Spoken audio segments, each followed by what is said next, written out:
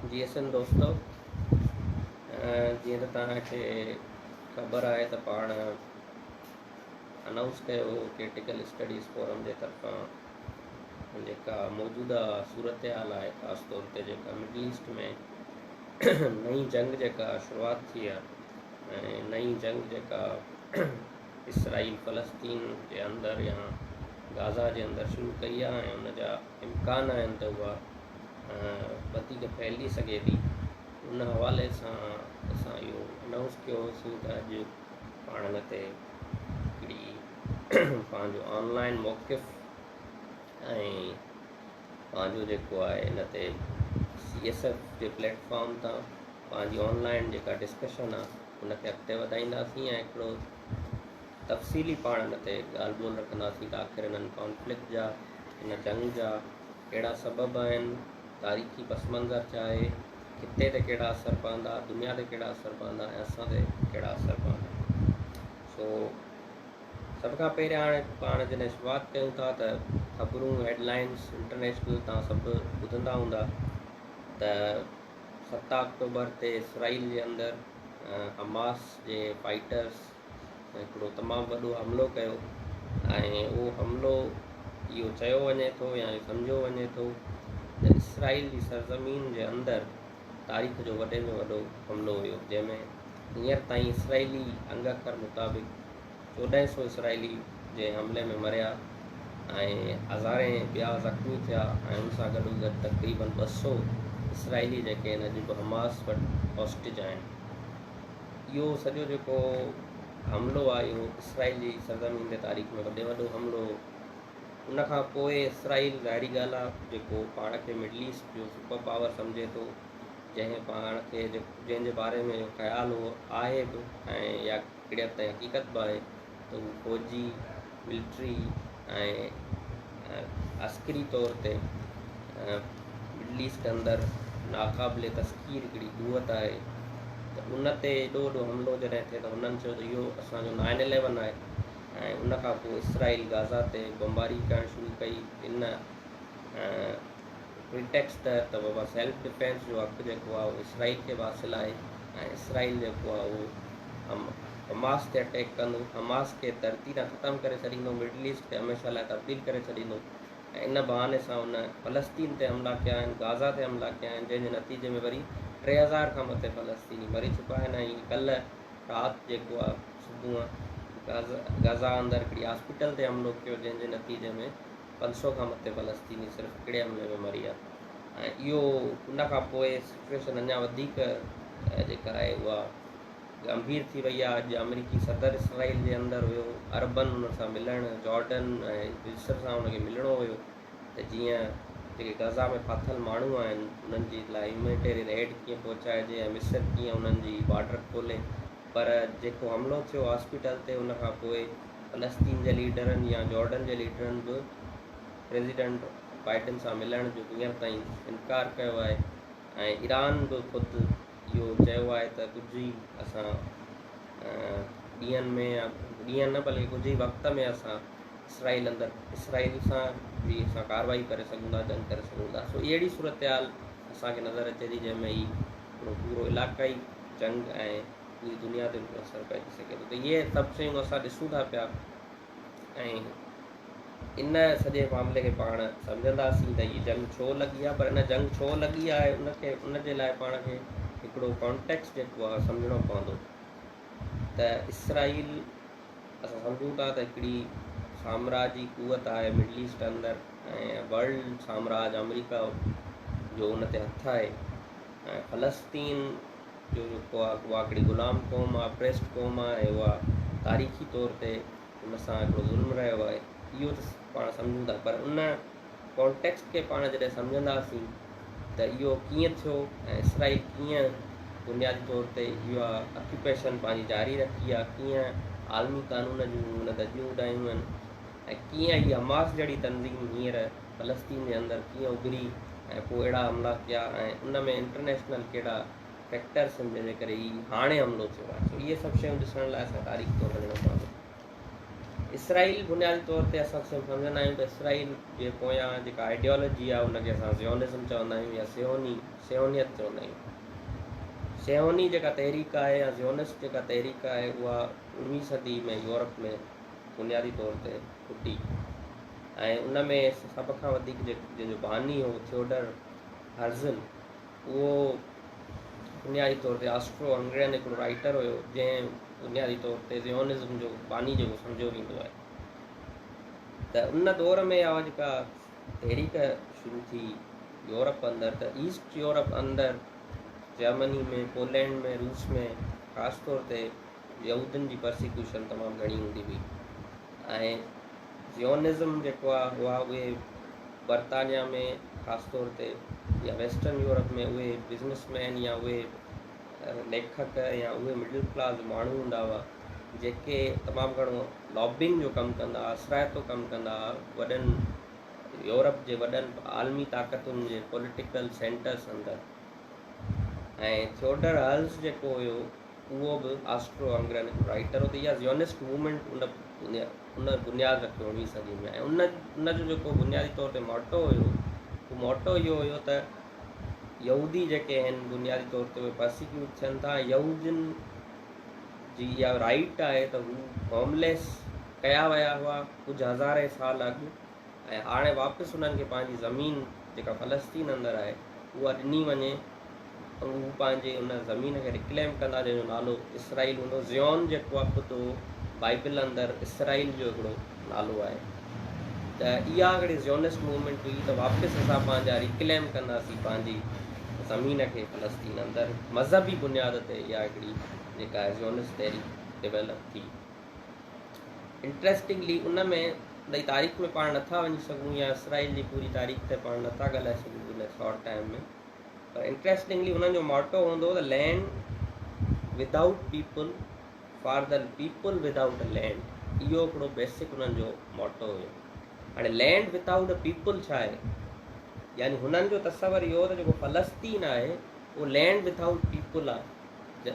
माना 19वीं सदी जे आख़िर में ऐं 20वीं सदी जी शुरूआत में जेका ज़ियोनिस्ट तहरीक हली रही हुई यूरोप में, उहा फ़लस्तीन खे चवंदी लैंड विदाउट पीपल। इवन थियोडर हर्ज़ल जेको आहे उन बि पंहिंजे लिखण में लिखियो आहे लैंड विदाउट पीपल, माना ज़मीन आहे माण्हू कोन, ऐं उहा उन्हनि माण्हुनि खे मिलणु घुरिजे जेके माण्हू आहिनि पर जिन वटि ज़मीन कोन्हे, यानी यहूदी, होमलेस, स्टेटलेस। त हाणे इन मां ई उन्हनि जी जेका हिकिड़ी जेको ख़ाको हुयो उहो इहो हुयो त फ़लस्तीनी या फ़लस्तीनी माण्हू एग्ज़िस्ट ई कोन था कनि हिन धरती ते। जॾहिं त हक़ीक़त इहा आहे त जेको 19वीं सदी जो फ़लस्तीन हुयो, यानी ब्रिटिशर्स खे जेका मैंडेट मिले थी फ़लस्तीन जी, पहिरीं आलमी जंग ताईं फ़लस्तीन ऑटोमन एम्पायर जो हिकिड़ो प्रोविंस हुयो ऐं सभ खां कमर्शियल मेडिटेरेनियन सी ते सभ खां कमर्शियली ऐं डेवलप सूबो हुयो। तमामु घणो कारोबार हो, हुनजा गाज़ा, जाफ़ा इहे हुनजा वॾा कमर्शियल पोर्ट्स हुआ।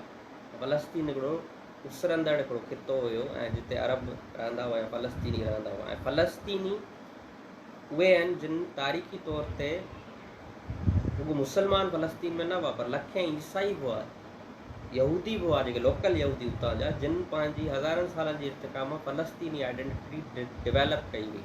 उते माण्हू रहंदा हुआ पर हू जेके यूरोप जा यहूदी जेके ज़ियोनिस्ट हुआ उहे चवनि पिया लैंड विदाउट अ पीपल, हिते का बि माण्हू कोन थो एग्ज़िस्ट करे, ख़ाली ज़मीन आहे। उतां खां पोइ हुननि हिकिड़ी लॉबिंग करणु शुरू कई ऐं जॾहिं पहिरीं आलमी जंग एंड थी त 1970 एंड थी, बल्कि एंड थियण वारी हुई, ऐं जॾहिं फ्रांस ऐं बर्तानिया साइक्स ऐं पीको पैक्ट में पूरी मिडल ईस्ट खे पंहिंजे हिसाब सां विरायो ऐं सीरिया लेबनान वारा इलाइक़ा जेके आहिनि उहे मिलिया पंहिंजो फ्रांस खे, ऐं अरबिया वारा इलाइक़ा जेके आहिनि उहे इराक़ वारा इलाइक़ा पाण बर्तानिया खे मिलिया, बगदाद वारा। त पोइ हुन में हिकिड़ो अहम पासो इहो डेवलप थी वियो त बर्तानिया जो सोचियो त फ़लस्तीन हिकिड़ो वॾो स्ट्रेटजिक पॉइंट आहे, जेका साइक्स ऐं पीको जेको पैक्ट थियो आहे फ्रांस ऐं बर्तानिया जे विच में, उन में बर्तानिया खे लॉस पियो मिले।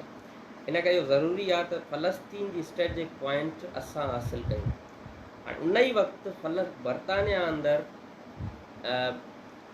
हर्बर्ट सैम्यूल जहिड़ा माण्हू, चाहे वाइज़मैन जहिड़ा माण्हू, इहे वॾा ज़ियोनिस्ट लीडर हुआ। ये माण्हू बर्तानिया जी पॉलिटिक्स में या बर्तानिया जे एलीट में तमामु घणो एक्टिव हुआ ऐं उहे केस प्लीड करे रहिया हुआ त बर्तानिया असांजे ज़ियोनिस्ट एजेंडा खे अॻिते वधाए ऐं फ़लस्तीन अंदरि असांखे ज़मीन वठी ॾिए। त ॿिन्ही जो हिकिड़ो मफ़ाद पाण में डेवलप थी वियो। जॾहिं त हुयो ईअं त यूरोप जा माण्हू या यूरोप जा सरमाएदार पाण यहूदियुनि खां बेज़ार ऐं उन ते परसिक्यूशन कंदा हुआ, पर उहो ई यूरोप जो सरमाएदार ख़ासि तौर ते बर्तानिया ऐं बाद में पोइ फ्रेंच जर्मन अमेरिकन सभु हिकिड़ो त पंहिंजे इंट्रस्ट खे मिडल ईस्ट में वधाइण लाइ, अरबन खे सबजुगेट करण लाइ ऐं पंहिंजी साम्राज्य पॉलिसी खे वधाइण लाइ पंहिंजनि उन्हनि यहूदियुनि खे जिनखे हू परसिक्यूट कंदा उन्हनि खे फ़लस्तीन में ज़मीन वठण ॾियण जी कोशिशि कई त जीअं हिते असां पंहिंजा मफ़ाद पूरा कयूं। ॿियो त हुननि ते जेको बर्डन हुयो, मोरल गिल्ट हुयो, जंहिंजे करे उन्हनि यहूदियुनि खे परसिक्यूट कयो, उनजो मज़ालो कजे त हाणे उनजो बर्डन अरबनि ते आणिजे। ऐं जेका ज़ियोनिस्ट मूवमेंट आहे उहा ज़ियोनिस्ट मूवमेंट यूरोप अंदरि जेका एंटी सेमाइटिज़म आहे, यानी जेके यहूदियुनि जे ख़िलाफ़ु जेका नफ़रत हुई उनजे ख़िलाफ़ु न हुई, बल्कि उनखे ई पंहिंजो करे अॻिते वधी।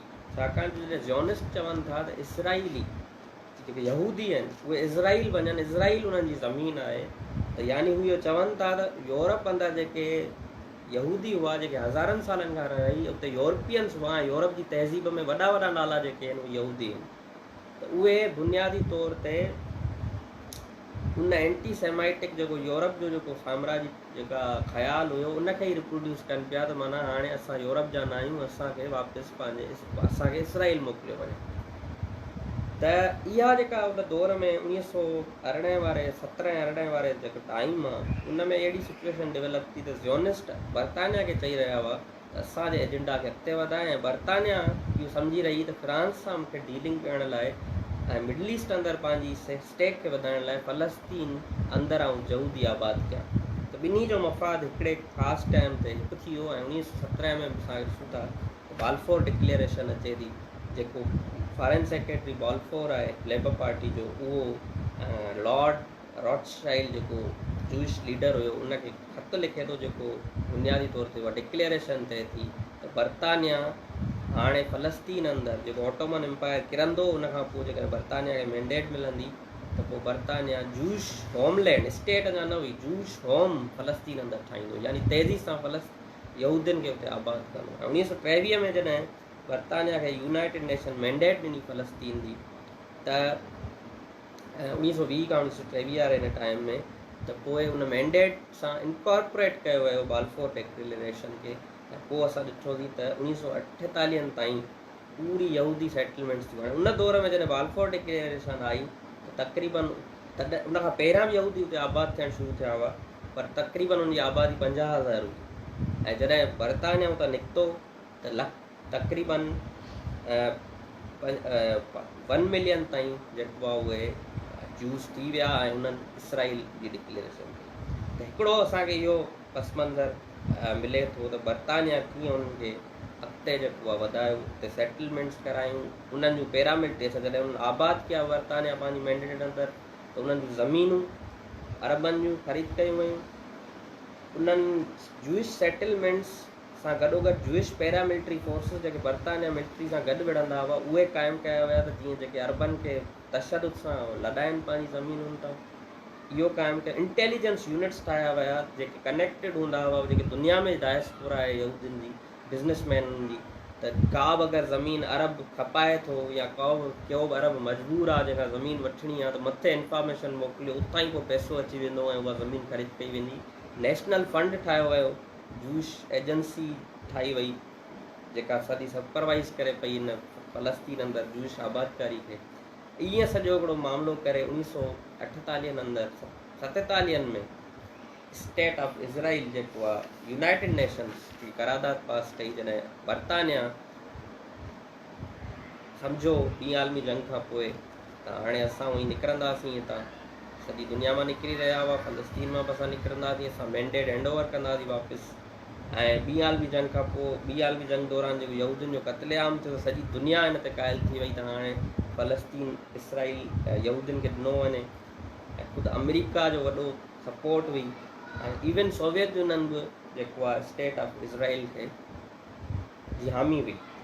त सॼी दुनिया उन सां गॾु बीठी आहे। 47 में 48 मई में जेको आहे मैंडेट एंड थियणी बरतानिया जी, 47 नवंबर में हिकिड़ो करारदाद पास कई यूनाइटेड नेशंस, जंहिं करारदाद में हुन पार्टीशन ऑफ पैलेस्टाइन जो बुनियादी तौर ते खाको ॾिनो।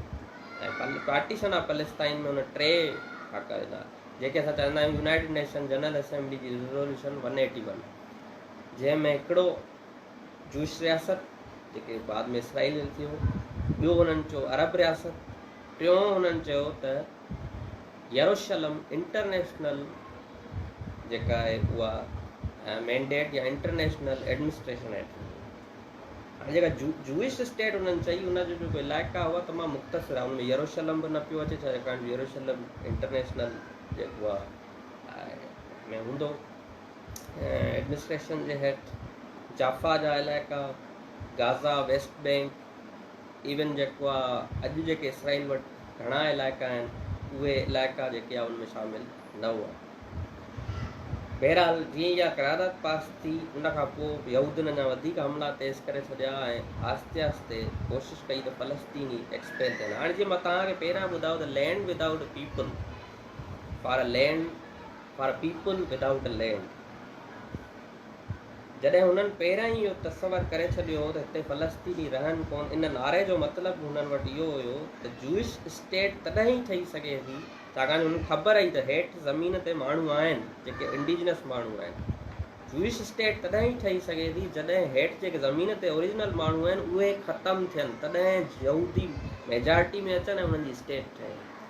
हैंस 30 साल बरतानिया जी मैंडेट में हुननि माण्हू कढणु शुरू कया ऐं जॾहिं वरी जूइश स्टेट 1948 अंदरि मई 1948 में जॾहिं इसराइल जो जेको ऐलान कयो बेन गुरियन, त हुन लाइ इहो लाज़मी हुयो त हू फ़लस्तीनियुनि खे पंहिंजे ॿाहिरि कढनि, न त पोइ इसराइल त जो जेका आबादी आहे उहा माइनॉरिटी आहे, उहा कीअं हिकिड़ी यहूदियुनि जी स्टेट ठाहे सघे थी। नतीजे में the land without a people for the people without a land जो जेको नारो आहे उनजो मतिलबु इहो आहे त जूइश स्टेट जो हुजणु, इसराइली स्टेट, ज़ियोनिस्ट स्टेट जो हुजण जो मतिलबु कांस्टेंट वॉर विद अरब सां ऐं कांस्टेंट एक्सटिंक्शन या constant destruction of Palestine.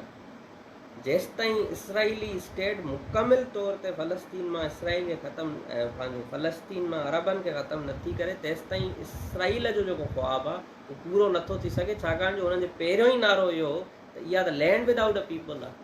Hence पीपल न खपनि हिन लैंड ते, इहा लैंड ख़ाली खपे त पोइ हुनखे उहे माण्हू भरे सघंदा जिन वटि लैंड कोन्हे, ऐं उहे कहिड़ा माण्हू आहिनि, उहे यहूदी इसराइली पंहिंजो ज़ियोनिस्ट सियोनी आहिनि। त जीअं ई हिननि ऐलान कयो 1948 में त हिननि जेका यूनाइटेड नेशन इसराइल खे जेका टेरिटरी एक्वायर कई उनखे त हुननि यूनाइटेड जी रिज़ोल्यूशन खे त हुननि उछलाए फिटी कयो, पर हुननि पूरे खिते ते जेको फ़लस्तीन हो सवाइ गाज़ा ऐं वेस्ट बैंक जिते पोइ ॿिए अरब कुवतूं अची वियूं, उन्हनि खे छॾे करे 1949 ताईं इसराइल 7 लख फ़लस्तीनियुनि खे पंहिंजे ॻोठनि मां पंहिंजे शहरनि मां कढी छॾियो ऐं सवाइ गाज़ा स्ट्रिप जेका मिस्र जे हथ चढ़ी ऐं जॉर्डन जी जेका ईस्टर्न यरूशलम ऐं वेस्ट बैंक उनखे छॾे करे बाक़ी जेको फ़लस्तीन हो उहो इसराइल पंहिंजो हथ में कैप्चर करे वरितो। ऐं पोइ 1949 में उहे ई अरब जे 1948 में जीअं इसराइल ठहियो त इसराइल खे ख़तमु करण लाइ मज़ामती फ़लस्तीन जी मदद लाइ 7 फ़ौजूं मोकिलियूं हुयूं त मज़ामत थिए 1948 जी जंग में, मज़ामती जंग जेका थी उन्हनि ई अरबनि जेको आहे 1948 में अरब बादशाहनि इसराइल सां डील कई, आर्मिस्टिस डील जंहिंखे असां चवंदा आहियूं, ऐं इहो मञी वरितो त बाबा हाणे जेको इसराइल आहे उहो आहे ऐं उन जेको रहियल इलाइक़ा आहिनि जेके मिस्र वटि आहिनि, तॾहिं गाज़ा जेको मिस्र वटि हो, वेस्ट बैंक जॉर्डन वटि हो, ईस्टर्न यरूशलम जॉर्डन वटि हो, बाक़ी जेके इलाइक़ा इलीगली ऑक्यूपाए कया इसराइल जा उहे लेमिटी थिया ऐं उन जे ॿिए ॾींहं ते ई इसराइल खे यूनाइटेड नेशन जो मेंबर कयो वियो परमानेंट ऐं सोवियत यूनियन खां वेंदे उन्हनि सभिनी हुनखे वोट ॾिनो ऐं ईअं इसराइल जेको आहे उहो जेको मेंबर थी वियो। हाणे इहो इसराइली कहाणी पर इसराइल इन ते बि ख़ुशि न रहियो ऐं इसराइल जीअं मां तव्हांखे चयो त लैंड विदाउट पीपुल हुन जो पहिरियां ई खाको आहे त हीउ पूरो जेका फलस्तीन आहे, जॉर्डन जा कुझु इलाइक़ा आहिनि, शाम लबनान जा इलाइक़ा आहिनि, मिस्र जा इलाइक़ा आहिनि, इहे जेसि ताईं पूरा न कंदुसि तेसि ताईं इसराइल जो ख़्वाबु पूरो कोन थी सघे। ऐं तॾहिं ई पूरा थी सघनि था जॾहिं हितां जा जेके असलूकी रहाकू आहिनि उहे ख़तमु थी वञनि, एक्सटेंड थी वञनि या रिफ्यूजी थी सॼी दुनिया में डिस्पर्स थी वञनि। जीअं हींअर बि 50 लख फ़लस्तीनी जेके आहिनि तक़रीबन उहे दुनिया पूरीअ में रेफ्यूजीज़ आहिनि। त 1967 अंदरि वरी असां ॾिसूं था त इसराइल अरब वार में इसराइल पूरी जेके रहियल इलाइक़ा हुआ उन्हनि खे कैप्चर करे छॾियो, यानी वेस्ट गाज़ा स्ट्रिप जेको मिस्र जे हथ में हो उहो इसराइल कैप्चर करे छॾियो। वेस्ट बैंक ऐं ईस्ट यरूशलेम जिते मस्जिद अल-अक्सा आहे उहो बि इसराइल जॉर्डन खां कैप्चर करे वरितो। सीरिया जा गोलन हाइट्स वरिती वरितईं, मिस्र जा सिनाई डेज़र्ट वरिती वरितईं ऐं जॉर्डन जा रिवर खां ॿिया इलाइक़ा जॉर्डन खां वरिती वरितईं। यानी हाणे इहो पूरो जेको इलाइक़ा आहिनि उहो थी वियो इसराइल जे मुकमिल ऑक्यूपेशन। उन ते यूनाइटेड नेशन जी सिक्योरिटी काउंसिल जी रिज़ोल्यूशन आहे 238 ऐं 342।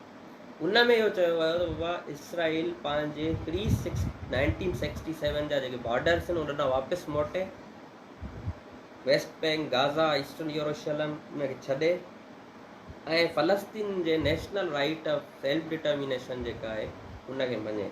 पर उन रिज़ोल्यूशन ते अॼु ॾींहं ताईं अमल कोन थी सघियो आहे। अॼु बि ताईं 1967 वारे बॉर्डर्स ताईं इसराइल न वियो आहे, सवाइ सिनाई डेज़र्ट जे जेके 73 में मिस्र उन खां खसिया ऐं बाद में वरी पोइ मिस्र सां कैम्प डेविड अकॉर्ड में उन सां मुआइदो थी वियो। त इहा जेका आहे शइ थी। हाणे इन दौरान इहो जेको सॼो जॾहिं 67 खां पोइ 64 में PLO ठही, फ़लस्तीनियन लिबरेशन ऑर्गेनाइज़ेशन, इहा जेका सॼी ब्रूटल क़िस्म जी ऑक्यूपेशन आहे, माण्हुनि जी डिस्पोज़ेशन आहे, रिफ्यूजीज़ कया विया, इंटरनेशनल कानून जी धॼियूं उॾायूं वयूं, सॼी दुनिया पोइ बि हुन सां गॾु हुई। इन जे रिएक्शन में असां ॾिसूं था त इहो साॻियो ई दौरु आहे जंहिंमें फ़लस्तीन liberation organisation, Arafat, George Abbas, Edward Said, हेॾां जमाल अब्दुल नासिर, हिकिड़ी अरबनि में रिनाइसेंस जी मूवमेंट, एंटी इसराइल एंटी साम्राज्य जी तहरीक उभिरे थी। ऐं उन तहरीक पहिरियों दफ़ो उहा तहरीक एतिरी वधी फ़लस्तीन इंटरनेशनल केस थियो ऐं फ़लस्तीन जे राइट ऑफ सेल्फ डिटर्मिनेशन खे 1974 में यूनाइटेड नेशन पंहिंजी रिज़ोल्यूशन में डिक्लेयर कयो त बाबा फ़लस्तीननि खे रियासत ठाहिण जो हक़ु आहे। ऐं पोइ 1982 में 2 स्टेट सोल्यूशन जी बुनियादी तौर ते खाको पेश कयो वियो। त हाणे इसराइल त थी वियो जेको आहे सो आहे, पर प्लीज़ नई फ़लस्तीनी रियासत ठाही वञे जेका तॾहिं ठहंदी जॾहिं इसराइल 1967 वारनि पूरनि बॉर्डर्स खां पोइ ते हटे, वापसि हटे ऐं ईस्ट यरूशलेम, गाज़ा, वेस्ट बैंक ते मुश्तमिल फ़लस्तीन जी रियासत ठहे। त इहो सॼी जेका स्ट्रगल हुई, इहा स्ट्रगल बुनियादी तौर ते PLO जी, अरब नेशनलिस्ट, अरब सेक्युलर नेशनलिज़म जी ऐं उन में जेके कम्युनिस्ट हल्का हुआ, जॉर्ज अब्बास जहिड़ा, उन्हनि जी इहा मज़ामत हुई, जंहिंजे नतीजे में यूनाइटेड नेशन या इंटरनेशनली घटि में घटि हिननि जो केस जेको आहे डिक्लेयर थियो। ऐं उहा स्टेट फ़लस्तीन जॾहिं ठहंदी त उहा स्टेट अंदरि जेके बि रिफ्यूजीज़ इसराइल कया उहे वापसि पंहिंजी धरतीयुनि ॾांहुं मोटंदा। अॼु बि उहे फ़लस्तीनी जेके 80 साल 90 साल 100 सालनि जा आहिनि उहे बि अॼु बि ख़्वाबु ॾिसंदा आहिनि त असां वरी वापसि पंहिंजे ॻोठनि ॾांहुं या पंहिंजी धरती ॾांहुं वरी वापसि ईंदासीं। त इहा पूरी हिकिड़ी मज़ामती ऐं उन दौर जो इहो मौक़िफ़ हुयो ऐं उहा मूवमेंट इन करे सगारी हुई छाकाणि उन दौर में पूरो अरब खितो जेको उहो बि रिवोल्यूशनरी ट्रांसफॉर्मेशन मां गुज़री रहियो। उहो सीरिया हुजे, उहो शाम, पंहिंजो मिस्र हुजे, उहो उन में हिकिड़ी मज़ामती तहरीक हुई। पर थियो ईअं त हिकिड़े पासे अरब जी ऑक्यूपेशन जीअं मां जंहिंखे ॿुधायमि ऐं ॿिए पासे इहा मज़ामती तहरीक। थियो ईअं त असां ॾिसूं था त 1977 खां पोइ, ख़ासि तौर ते 1967 में त वॾो धकु लॻी वियो अरबनि खे जॾहिं इसराइल हुन जा इलाइक़ा कैप्चर करे छॾिया। पर जमाल अब्दुल नासिर जे मरण खां पोइ असां ॾिसूं था त अरब क़ौम परस्ती में हिकिड़ो ज़वाल अचणु शुरू थिए थो ऐं उन ज़वाल जे नतीजे में अरब मुल्क, हिकिड़ा अरब मुल्क त उअई अमेरिका जा हुआ जीअं सऊदी अरब अहिड़ा मुल्क, पर अरब क़ौम परस्त मुल्क, इहा अरब क़ौम परस्ती आहिस्ते आहिस्ते इसराइल सां पंहिंजा मामला सेट करणु शुरू करे थी ऐं फ़लस्तीन जे सवाल खे विसारणु शुरू करे थी, जंहिंमें पहिरियों जेको मुल्क जेको अरब क़ौम परस्ती जो बानी हुयो मिस्र, उन 73 में सिर्फ़ु पंहिंजा इलाइक़ा इसराइल खां वठी 77 में कैंप डेविड अकार्ड कयो। कैंप डेविड अकार्ड त पहिरियों मुस्लमान मुल्क थियो, अरब मुल्क थियो जंहिं इसराइल खे तस्लीम कयो। ऐं पोइ उन में इहा ॻाल्हि कई वई कैंप डेविड अकार्ड में त इसराइल जेको आहे उहो फ़िलहालु फ़लस्तीनियुनि खे आज़ादी न, ऑटोनॉमी पंहिंजे इलाइक़नि में ॾे कुझु, बाक़ी फ्यूचर जेका फ़लस्तीन जो मसइलो आहे उहो सॉल्व कयो वञे ऐं इसराइल जेको आहे 1967 वारा जेके इलाइक़ा आहिनि उहे छॾे। इन प्रिंसिपल ईअं करे, पर इहो इन प्रिंसिपल कोन थियो। फ़लस्तीन पंहिंजो मिस्र इसराइल खे रिकग्नाइज़ करे वरितो, इसराइल सिर्फ़ु उनजा सिनाई डिज़र्ट जा इलाइक़ा छॾिया। इन सां छा थियो त पूरी अरब दुनिया में, अच्छा उनजो रिएक्शन हो जंहिंजे करे जेको मिस्री सदर अनवर सादात हो 1979 में क़त्ल थी वियो, असैसिनेशन थी वियो। उनजो नतीजो इहो निकितो छा? नतीजो इहो निकितो त जेका अरब क़ौम परस्ती पहिरियां सॼी दुनिया अंदरि साम्राज मुखालिफ़ सेक्युलर क़ौम परस्ती, इसराइल अमरीका मुखालिफ़ हिकिड़ी तहरीक हुई जेका पूरी अरब दुनिया जे अवाम खे मुतासिर करे रही हुई, उनखे हिकिड़ो वॾो सेटबैक मिलियो जॾहिं उनजे बानी मुल्क ई इसराइल खे तस्लीम करे वरितो। ॿिए पासे जेके ॿिए अरब आहे, OIC, अरब लीग, सऊदी अरब, इहे त उअं ई उन्हनि जे जेको आहे कच्छ में वेठा हूंदा आहिनि। उनजो नतीजो छा निकितो? उनजो नतीजो निकितो त जेका फ़लस्तीनी क़ौमी तहरीक आहे, उहा क़ौमी तहरीक बि अंडर प्रेशर अचणु शुरू थी वई, ख़ासि तौर ते अरफ़ात ऐं PLO। उनखां पोइ असां ॿी जेका डेवलपमेंट ॾिसूं था उहा 1979 में ईरान जो इनक़िलाब। ईरान जे इनक़िलाब खां पोइ शियाइज़म जो राइज़ थियो। शियाइज़म जे राइज़ जे नतीजे में जे ईरान सख़्तु शिया बुनियाद ते इसराइल जो सख़्तु मुखालिफ़ हुयो। हाणे हिकिड़े पासे असांखे सेक्युलर क़ौम परस्ती अरब दुनिया में ज़वाल पज़ीर थींदे नज़र पई थी अचे जेका इसराइल सां अपीसमेंट जी पॉलिसी में आहे। ॿिए पासे शियाइज़म जो उभार थिए थो जेका इसराइल सां वेड़ में आहे, जी ॻाल्हि थी करे। नतीजो छा थियो त जेका अरब दुनिया सेक्युलर बुनियादनि ते इसराइल सां विढ़ंदी हुई, सेक्युलर क़ौम परस्तियुनि जी अपीसमेंट या कंप्रोमाइज़ जे करे हाणे उहा स्पेस ईरान वठणु शुरू कई।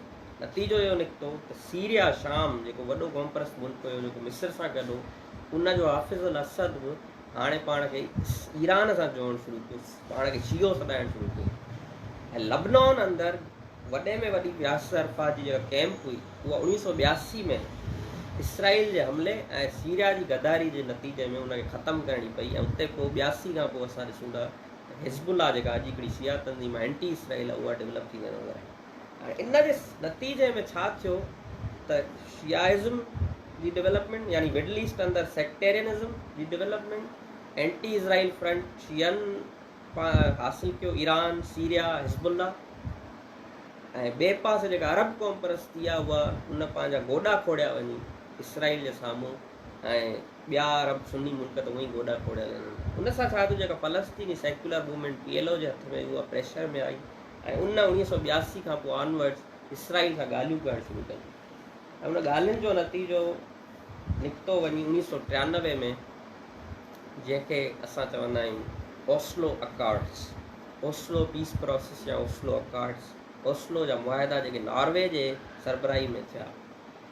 इंट्रेस्टिंगली ओस्लो अकार्ड्स उहा पॉइंट आहे, बेसिकली इहा जेका तारीख़ मां तव्हांखे ॿुधायां थो, ख़ासि तौर पर जेको मां ओस्लो अकार्ड्स ताईं आयुसि, उनजो मक़सदु इहो आहे त हीअ हमास जी डेवलपमेंट ऐं हीअ जेको कुझु थियो आहे अॼु, इन में ओस्लो अकार्ड्स खे सम्झणु या ओस ताईं पंहिंजी डेवलपमेंट खे सम्झणु ॾाढो अहम आहे। ओस्लो अकार्ड्स जे अंदरि पहिरियों दफ़ो अरफ़ात जेको 82 खां पोइ ॻाल्हाइणु शुरू कयो, हिन नतीजो ओस्लो अकार्ड्स ते निकितो।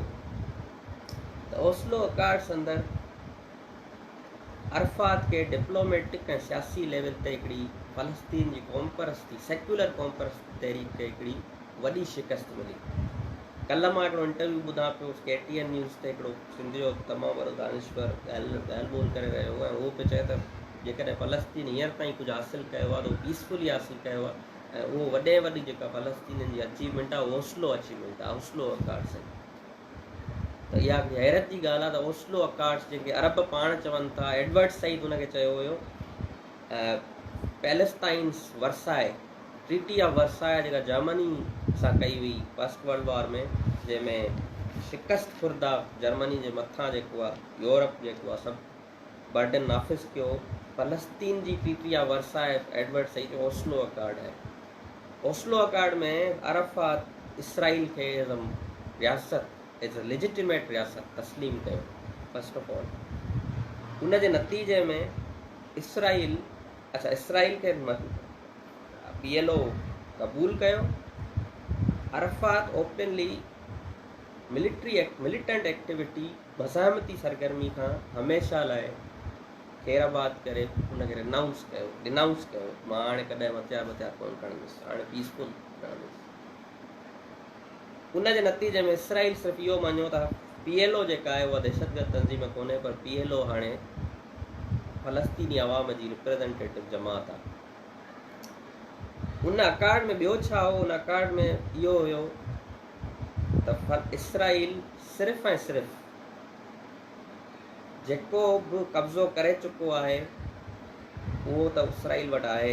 यानी 67 खां पहिरियां ताईं जेको इसराइल हुयो उहो इसराइल वटि उहो लेजिटिमेट इसराइल हूंदो। यानी तव्हांखे जीअं मां ॿुधायो हुउमि त जेका 1947 जी UN जी करारदाद हुई जंहिं तहत इसराइल ठहियो, उन खां 4 गुना वधीक 67 खां पहिरियां ताईं इसराइल पाण खे फैलाए चुको हुयो। 67 में त वरी बक़ाया इलाइक़ा उन खां त पोइ जेको 67 खां पहिरियां ताईं जेको इसराइल आहे उहो PLO मजबूर करे वरितो त पोइ ही लेजिटिमेट इसराइल आहे। उन खां पोइ इसराइल उन इसराइल खे तस्लीम कयो वियो जेसिताईं सवाल 67 वारनि इलाइक़नि जा आहिनि, यानी वेस्ट बैंक, ईस्ट यरूशलम ऐं गाज़ा। उन अंदरि इसराइल पंहिंजी ऑक्यूपेशन ख़तमु करण जी ॻाल्हि न कई। उन में सिर्फ़ु इसराइल इहो चयो मञियो त फ़लस्तीन खे हिकिड़ी सिविलियन म्यूनिसिपल गवर्नमेंट ॾिनी वेंदी जंहिंजो नालो पैलेस्टीनियन अथॉरिटी। यानी पुलिसिंग जा कम हाणे फ़लस्तीनियुनि जे हवाले कया वेंदा, पर उन्हनि इलाइक़नि जी जेका मिलिट्री सिक्योरिटी आहे उते इसराइल जी जेका बॉर्डर सिक्योरिटी आहे उहा इसराइल कंदो। उते जेके यहूदी आबादकारी आहे उहा रहंदी ऐं उनखे इसराइल संभालींदो। ऐं को बि रिफ्यूजी इसराइल जेको आहे उहो वापसि फ़लस्तीन में आणणु कोन ॾींदो। यानी कब्ज़ो साॻियो ई रहंदो। 67 वारनि पंहिंजो इसराइल जो 67 खां वठी जो 48 खां में कब्ज़ो उहो त तस्लीम थी वियो, पर 67 खां पोइ बि जेको कब्ज़ो आहे उहो बि रहंदो। पर उन में सिर्फ़ु अमेंडमेंट इहा थींदी हाणे उन्हनि कब्ज़े वारनि इलाइक़नि में फ़लस्तीन खे हिकिड़ी म्यूनिसिपल गवर्नमेंट ॾिनी वेंदी जेका उहा सिविलियन जेके इलाइक़ा आहिनि हलाए। हींअर जेको महमूद अब्बास आहे प्रेसिडेंट पैलेस्टीनियन अथॉरिटी या फतह वेस्ट बैंक जे अंदरि, उहे ईअं ई आहिनि। उन्हनि जी पंहिंजी बसि पुलिस आहे ऐं सिविलियन कुझु कम आहिनि ऐं उहे एजेंट जो कमु इस्तेमालु जेको आहे किरदारु अदा कंदा आहिनि। त इहा शइ जेका आहे थी ऐं जेसिताईं सुवालु इहो आयो त 1967 वारे बॉर्डर्स खां इसराइल ऑक्यूपेशन ख़तमु करे फ़लस्तीन खे रियासत जो दर्जो ॾे, उन लाइ इहो चयो वियो त इहो 5 सालनि खां पोइ परमनेंट डिस्कशन्स खां पोइ तय कयो वेंदो। फ़िलहालु जेको आहे उहो एतिरो ई आहे। उन नतीजो थियो त 5 साल त पोइ पूरा थी विया, पर उन ते वरी कॾहिं बि अमल कोन थियो। ओस्लो अकार्ड्स जे नतीजे में जेको इसराइल खे फ़ाइदो पियो हुयो त पहिरियों दफ़ो फ़लस्तीन जी वॾे में वॾी जमात क़ौम परस्त तहरीक पर इसराइल जी इलिजिटिमेट रियासत ऐं उनजे कब्ज़े खे तस्लीम करे वरितो। नंबर 2, उहो उन फ़लस्तीन जी क़ौमी तहरीक हिकिड़ी क़ौमी तहरीक या क़ौमी रियासत खां हेठि लही करे हिकिड़ी म्यूनिसिपल शहरी गवर्नमेंट ते राज़ी थी। चौथी शइ, टी शइ इसराइल इहा हासिलु कई त इसराइल पंहिंजे कब्ज़े खे कंटिन्यू रखियो वेस्ट बैंक में, गाज़ा अंदरि यहूदी आबादकारी करणु लॻी ऐं उन ते का बि पाबंदी ओस्लो अकार्ड्स में न रखी वई। चौथी शइ इहा आहे त फ़लस्तीन जी क़ौमी तहरीक पाण उन उहिदे में लिखियो त का बि अगरि इसराइल खे थ्रेट ईंदो म्यूचुअली कोऑर्डिनेट करे उनखे ख़तमु कयो वेंदो दहशतगर्दी। यानी हाणे उहा फ़लस्तीन अथॉरिटी या जेका क़ौमी जेका तहरीक आहे PLO उहा हाणे एजेंट जो किरदारु अदा कंदी। हाणे इहा उहो सिनेरियो आहे जंहिं सिनेरियो में हिकिड़ो तव्हां मां ॿुधायो त ऑलरेडी अरब गोॾा खोड़े चुका हुआ 79 ऑनवर्ड, 77 खां पोइ कैंप डेविड अकार्ड खां पोइ इसराइल जे अॻियां ऐं शियाइज़म राइज़ थी चुको हो जेको एंटी इसराइल नारो हणे पियो ऐं अरब उन मां मुतासिर थी रहिया हुआ। ॿिए पासे ई ओस्लो अकार्ड्स में अरब फ़लस्तीनियुनि जी सेक्युलर क़ौम परस्ती बि गोॾा जॾहिं खोड़िया इसराइल जे अॻियां त उनजो लाज़मी नतीजो इहो निकितो त हाणे हिकिड़ी मज़हबी जमात फ़लस्तीन जी क़ौमी तहरीक जो मां संभाली, छाकाणि उन ई वक़्तु 80s वारे दौर में मुस्लिम ब्रदरहुड जी की शाख सुन्नी हमास फ़लस्तीन अंदरि कमु करे रही हुई ऐं उन जो बयानु इहो हुयो the destruction of complete Israel. असां इसराइल हिकिड़ो इंच छा पर इसराइल खे मञूं ई कोन था। हिते हिकिड़ी बस स्टेट्स न ठहंदियूं, हिते हिकिड़ी स्टेट हूंदी आहे, हुनजो नालो फ़लस्तीन हूंदो। ऐं एॾो रेडिकल नैरेटिव ॾींदड़ धुर जॾहिं हेॾां एतिरा कंप्रोमाइज़िस थियनि था ऐं गोॾा खोड़िया था वञनि, उनजो लाज़मी नतीजो इहो ई निकिरंदो त आम जेको फ़लस्तीनी जेको रोज़ मरे थो इसराइली फ़ौज जे हथां, इसराइल ज़लील थिए थो, उहो ज़ाहिरी ॻाल्हि आहे उन्हनि रेडिकल माण्हुनि खे जेके भले मज़हबी इंतिहा पसंदि हुजनि ओॾां ई वेंदो। नतीजे में 2005 अंदरि हमास जेको आहे गाज़ा अंदरि फ़लस्तीनियन अथॉरिटी जी इलेक्शन खटे वरिती ऐं 7-8 ताईं PLO ऐं फतह खे उतां कढी जान छॾाए वरितई। हाणे रुॻो PLO वेस्ट बैंक अंदरि हिकिड़ी फ़लस्तीनियन अथॉरिटी आहे, बाक़ी गाज़ा मुकमिल तौर ते हमास जे कंट्रोल में आहे। त इहो हिकिड़ो सिनेरियो असांखे जेको आहे डेवलप थींदे नज़र आयो। हींअर ताईं जो सिनेरियो आहे जेको ही स्टेटस को आहे बेसिकली, त कीअं हमास जेको आहे पंहिंजी स्पेस वरिती, कीअं जेको आहे PLO उन्हनि कंप्रोमाइज़िस कया। हाणे जेके रिसेंटली जेके डेवलपमेंट्स थी रहियूं हुयूं उन सां इहो मामिलो थियो पिए त ॿ शयूं हुजनि। हिकिड़ो इसराइल जीअं मां तव्हांखे ॿुधायो त धॼियूं उॾाईंदो रहियो इंटरनेशनल लॉ जूं। 67 में कब्ज़ो कयईं, 2 रेज़ोल्यूशन UN जूं पास थियूं, उन ते को अमल कोन थियो, अॼु बि कब्ज़ो क़ाइमु रखी वेठो। 74 में फ़लस्तीन जी सेल्फ डिटर्मिनेशन लाइ UN ॻाल्हि कई, उन ते कॾहिं अमल कोन थियो, अॼु बि कब्ज़ो क़ाइमु रखी वेठो। 67 में सभिनी अरबन मुल्कनि खे, चइनि मुल्कनि खे हिकिड़े सर डिफीट ॾेई पाण खे साबित कयईं त मां मिडल ईस्ट जो वाहिद पावर आहियां जेको हिकिड़ो अकेलो तव्हां सभिनी खे लेटाए सघां थो। कैम्प डेविड अकार्ड में जेको अरबन कॉन्फ्रेंस थी बानी मुल्क हो, उन अचे इसराइल जे साम्हूं गोॾा खोड़िया। इसराइल हिकिड़ो स्टेटस को क़ाइमु कयो त आउं त हिन मिडल ईस्ट जो सुपर पावर आहियां। ऑस्लो अकार्ड्स में जॾहिं फ़लस्तीन जी सेक्युलर क़ौमी तहरीक इसराइल खे मञी वरितो त हाणे इसराइल इहो बि चवणु शुरू कयो, माना इहो बि क़ाइमु करे त बाबा मां हिकिड़ी लेजिटिमेट रियासत आहियां ऐं रहणी आहियां। हाणे मुंहिंजे सवाबदीद ते आहे त मां फ़लस्तीनियुनि खे हक़ ॾियां थो या नथो ॾियां, मां शहरी हुकूमत मिड़ई ॾिनी थी मान जेसि ताईं हलनि। इहा हिकिड़ी सूरत हाल जेका आहे इसराइल डेवलप करे वियो 90s 2000 ऑनवर्ड्स ऑस्लो अकार्ड्स खां पोइ। पर उनखे हिकिड़ो थ्रेट जेको आहे उहो कॉन्स्टेंटली रहियो, उहो हुयो हिज़्बुल्लाह, ईरान, हमास, जेको इन जेका मज़ाहमत आहे, जेतोणीकि असां उनजा हामी अहिड़ी क़िस्म जी मज़हबी जमात जा न आहियूं, पर जॾहिं वैक्यूम हूंदो त तारीख़ वैक्यूम न छॾींदी आहे। उन मज़ाहमतकारी जो इसराइल खे हिकिड़ो कांस्टेंट टेंशन, कांस्टेंट हिकिड़ो, माना तव्हांजे नॉर्थ में लेबनान हुजे उतां मिज़ाइल कांस्टेंट ईंदा हुजनि, तव्हांजा साउथ में गाज़ा में हमास हुजे उतां तव्हांखे मिज़ाइल ईंदा हुजनि, यानी कांस्टेंट तव्हां हिकिड़े सिक्योरिटी थ्रेट में हुजो। इहो हिकिड़ो कांस्टेंट इचिंग इसराइल खे रही। बाक़ी इसराइल जो पंहिंजो स्टेटस को क़ाइमु करे चुको हो। ऐं इवन हमास जॾहिं इहो नैरेटिव ॾिए थी त डिस्ट्रक्शन ऑफ इसराइल, त हमास जो मिनिमम एजेंडा इहो न आहे। हमास जो मिनिमम एजेंडा इहो आहे त स्टेट ऑफ फ़लस्तीन ठहणु घुरिजे जंहिंजो यरूशलम दारुल हुकूमत हुजे। हा, इसराइल खे असां क़बूल कंदासीं जेकॾहिं हू 50 लख फ़लस्तीनी वापसि आणणु ॾे ऐं भरे ॾे जेको कुझु हींअर ताईं तारीख़ उन असां सां कयो आहे उन वज़ाल। यानी अॼु बि हमास जो हिकिड़ो रेडिकल नैरेटिव आहे।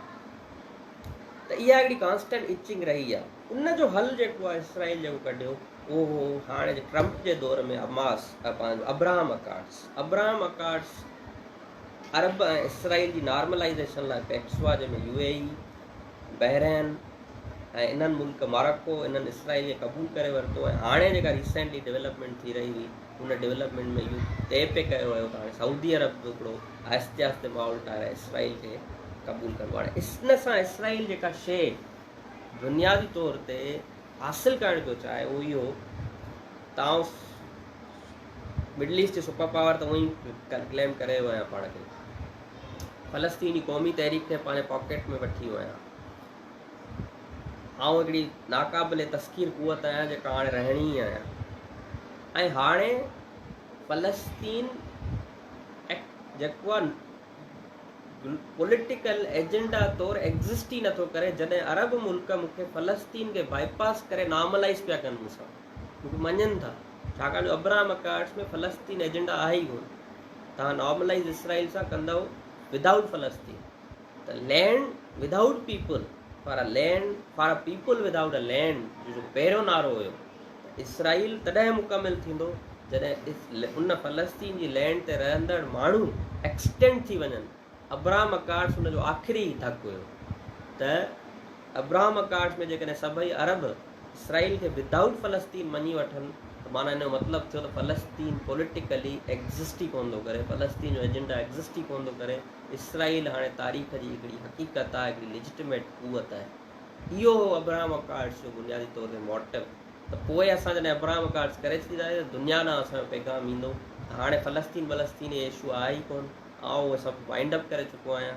पोइ जेका इहा असांजी इचिंग आहे हमास वारी, इनखे असां मज़े सां पोइ मारींदासीं। वेस्ट बैंक में असां जेका यहूदी सेटलमेंट्स कयूं था उहे करे असां फ़लस्तीन खे डिस्पोजेस कंदा रहंदासीं ऐं उन्हनि खे मुकमिल अक़लियत में तब्दील करे वाइप आउट कंदा रहंदासीं। ऐं ईरान जे अॻियां बि हिकिड़ो वॾो महाज़ खुली वेंदो जॾहिं सभई अरब इसराइल सां बीह रहंदा। इहा उहा सूरत हाल डेवलप थी रही हुई, जंहिंजे कॉन्टेक्स्ट में ही जेको रिसेंट अटैक आहे उहो थियो। ऐं इन अटैक छा कयो आहे, इहो अटैक जा 4 बुनियादी तौर ते चई सघूं था त बुनियादी तौर ते 4 जेके आहिनि एलिमेंट्स। पहिरियां त फ़लस्तीन इसराइल वारे कॉन्टेक्स्ट में इन हमले ही हमलो आउट ऑफ फ्रस्ट्रेशन आहे, जेको मां तव्हांखे ॿुधायो त जेको 67 खां वठी स्टेटस को जेको क़ाइमु थियो, ऑस्लो अकार्ड्स खां पोइ जेका गद्दारी थी, ऐं जेको अब्राहम अकार्ड्स में फाइनल जेके चइजे त final nail in the coffin Israel हणणु वञे पियो त फ़लस्तीन जो एजेंडा एग्ज़िस्ट कोन थो करे दुनिया ते। उन फ्रस्ट्रेशन जे नतीजे में हाणे ॿियो ऑप्शन कोन हो फ़लस्तीनियुनि वटि, जेके रोज़ ज़लील थी रहिया, जेके अक़लियत में वञी रहिया, त कीअं हू ग्लोबली पंहिंजे एजेंडा खे वापसि रिवाइव कनि ऐं इन अब्राहम अकार्ड खे जेको आहे नाकाम कनि। ही अटैक बुनियादी तौर ते हमास ऐं रेडिकल्स जो जेके मज़हबी आहिनि उनजो हिकिड़ो अहिड़ो अटैक आहे जंहिं वापसि ग्लोबल एजेंडा ते फ़लस्तीन खे आणे इहो साबित कयो त बाईपासिंग फ़लस्तीन तव्हां मिडल ईस्ट में पीस कोन था क़ाइमु करे सघो। बाईपासिंग फ़लस्तीन इसराइल जेको आहे अरबनि सां नॉर्मलाइज़ नथो थी सघे। बाईपासिंग फ़लस्तीन तव्हां इसराइल कॾहिं बि लेजिटिमेट रियासत नथो थी सघे जेको इसराइल करणु चाहे पियो, हिकिड़ी वॾी जेका आहे। ऐं वापसि फ़लस्तीन बाईपास नथो थी सघे। फ़लस्तीन अॼु बि ग्लोबल एजेंडा आहे। बेसिकली जेको हिन टारगेट जो जेको हिकिड़ो एजेंडा आहे उहो इहो आहे। ॿियो, इसराइल एज़ अ नाक़ाबिल तस्खीर हक़ीक़त उनखे चैलेंज कयो वियो आहे त ईअं न आहे, हुनजे अंदरि हुनजी सॉइल ते उहो एतिरो वॾो हमिलो थी सघे थो। ऐं उहो जेको number 1 agency, number 1 military power, number 1 super power और जो खाको हुन 1967 खां बीहारियो त अरबनि खे त सबजुगेट करे सघां थो, उहो टोड़ियो वियो आहे। त हिकिड़ो अहम पासो इहो आहे। ऐं मां सम्झां थो त हिन अटैक घटि में घटि हींअर ताईं इहो त हासिलु करे वरितो आहे।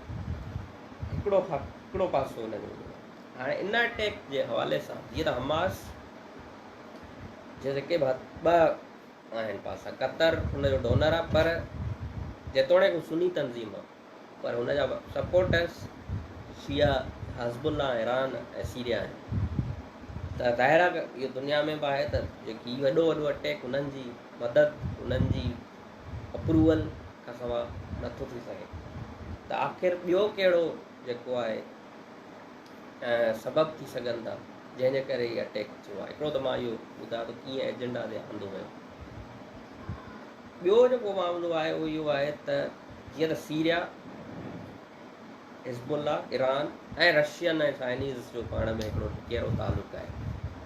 नतीजे में हींअर ताईं जंहिं हिन अटैक जे बारे में इहा ख़्यालु आहे ऐं इहा ॻाल्हि मुंहिंजो पंहिंजो बि इहो ई एनालिसिस आहे त बुनियादी तौर ते हीअ अटैक इन लाइ बि कयो वियो आहे छाकाणि जो इहो सम्झो वञे थो जेकॾहिं इहो इसराइल ते अटैक थियो त उनखां पोइ इसराइल फुल फ्लेज वार कंदो गाज़ा अंदरि, ऐं जेकॾहिं हू फुल फ्लेज वार करे थो गाज़ा बि अंदरि कंदो ऐं नॉर्थ में लेबनान अंदरि हिज़बुल्लाह ते बि कंदो। ऐं जेकॾहिं हू वॉर कंदो त उन वॉर सां जेका तारीख़ रही आहे त कन्वेंशनल वॉर इसराइल हमेशह खटींदो रहियो आहे मुल्कनि खां मिडल ईस्ट। पर नॉन कन्वेंशनल वॉर यानी गोरिल्ला वॉरफेयर जंहिंमें सिविलियन पॉपुलेशन अंदरि तंज़ीमूं हुजनि, उहे हमेशह एंड कोन करे सघियो आहे। जंहिंमें 1982 हुजे, 2006 में लेबनान वॉर हुजे, गाज़ा अंदरि उन जा हमला हुजनि, त उहो कोन करे सघंदो। त जेकॾहिं इसराइल ग्राउंड ऑफेंसिव कंदो त उहो हिकिड़े तवील जंग में फासंदो ऐं जेको कोस थींदो वधीक फ़लस्तीन खे निर्वार बि कंदो, ऐं जेको तवील जंग कंदो उन जे नतीजे में अमेरिका बि हिन कॉन्फ्लिक्ट में धिकजी ईंदो, जंहिंसां ॿियो टारगेट जेको अचीव थींदो उहो टारगेट अचीव इहो थींदो त यूक्रेन ऐं ताइवान वारे फ्रंट ते जेको वेस्ट पिविट करे वियो हो मिडल ईस्ट खां, उहो वापसि धिकजी ईंदो मिडल ईस्ट अंदरि। इसराइल जेको आहे तवील जंग में वञण सां इकनॉमिक लॉस पइजी सघे थो हुनखे। तवील जंग जे वञण सां फ़लस्तीन जेको आहे उनजो एजेंडा वरी ग्लोबल एजेंडा थींदो। तवील जंग जे वञण सां अब्राहम अकार्ड्स जी जेका इसराइल सां नॉर्मलाइज़ेशन आहे उहा नॉर्मलाइज़ेशन वरी रुकिजी वेंदी ऐं इहो तय बावर थी वेंदो दुनिया खे त without resolving the Palestine you can not create a peace in Middle east.